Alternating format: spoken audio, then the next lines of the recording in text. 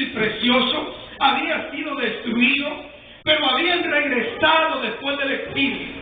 El país de Israel eran ruinas, pero habían empezado a reconstruir el país.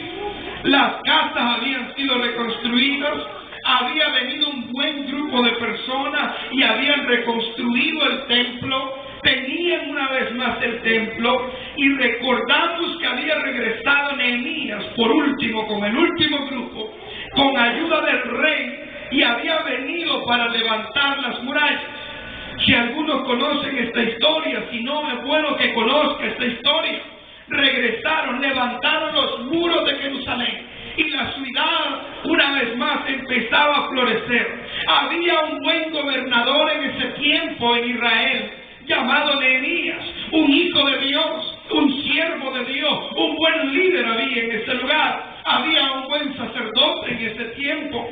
Había el sacerdote Esdras. Conocen el libro de Esdras, ¿verdad? Lo han oído hablar algunas veces quizás.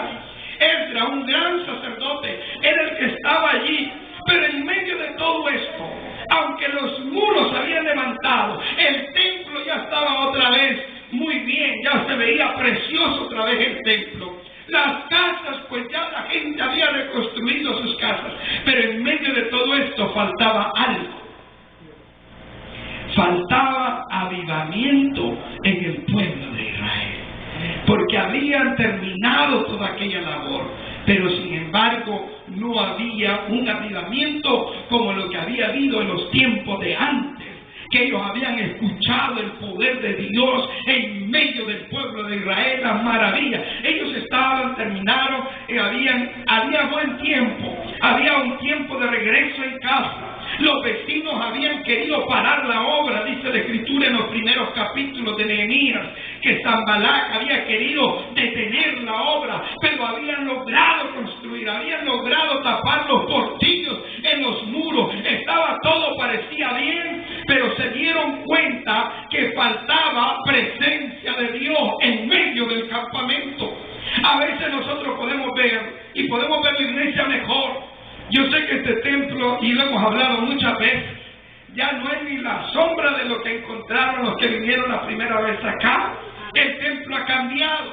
El templo se ve mejor, hay sillas bonitas, como me mandan allí en internet. ¿Se acuerdan que tenemos una página en internet, hermano?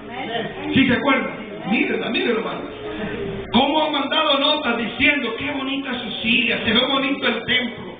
Hemos trabajado quizás, hemos hecho muchas cosas. El pueblo de Israel había trabajado, había hecho muchas cosas, habían habido cambios. Allí en el capítulo 7 de Nehemías dice que pusieron nuevos dirigentes, nuevos líderes, hubieron cambios. Y en medio de todo este tiempo se estaba preparando el momento para que el avivamiento de Dios viniera, descendiera a la iglesia. Yo creo con todo mi corazón, y escuchen bien esto, iglesia, Dios está preparando el tiempo aquí en Casa Grande para que en nuestra iglesia venga un avivamiento de parte de Dios como nunca quizás lo hemos tenido. ¿Cuántos pueden creer eso? ¿Cuántos pueden declarar eso? Amén. Hay que declararlo.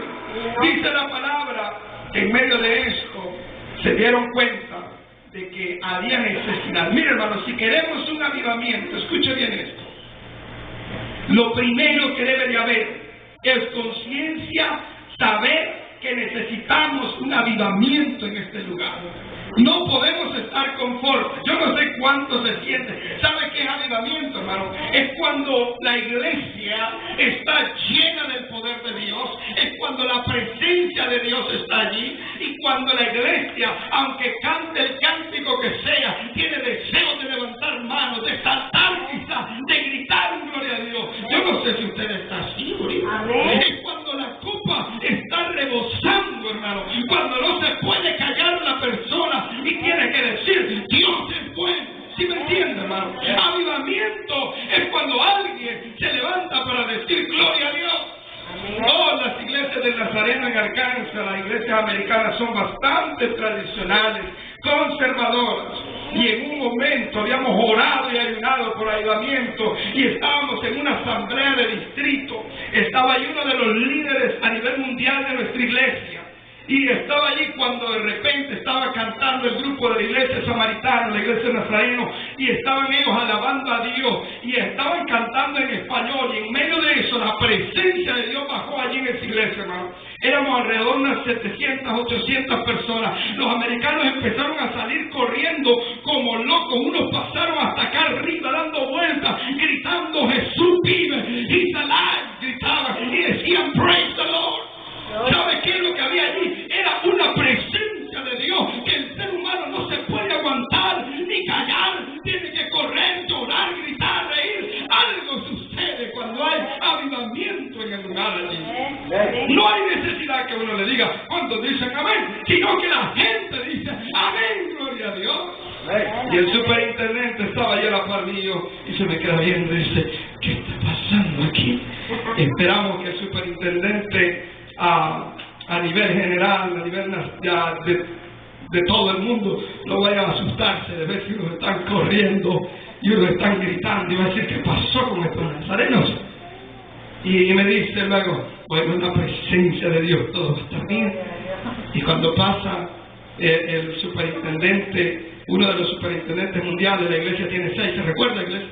Tiene 6 superintendentes a nivel mundial, y pasó el hermano al frente, y cuando pasó solo se paró y empezó a bendecir el nombre de Dios. La gente seguía llorando, gritando, la presencia de Dios era palpable. Eso es avivamiento, cuando no hay que venir y gritar y decirle, hermano, levante las manos. A veces uno de predicador, de pastor, de líder de alabanza, quiere decirle, levante las manos para ver si así la gloria desciende, pero no desciende de esa manera. Uno lo hace porque hay un deseo en uno, quiere ver la iglesia bendecida, pero el avivamiento de Dios empieza cuando la gente en primer lugar se da cuenta de que necesita un avivamiento. Amén.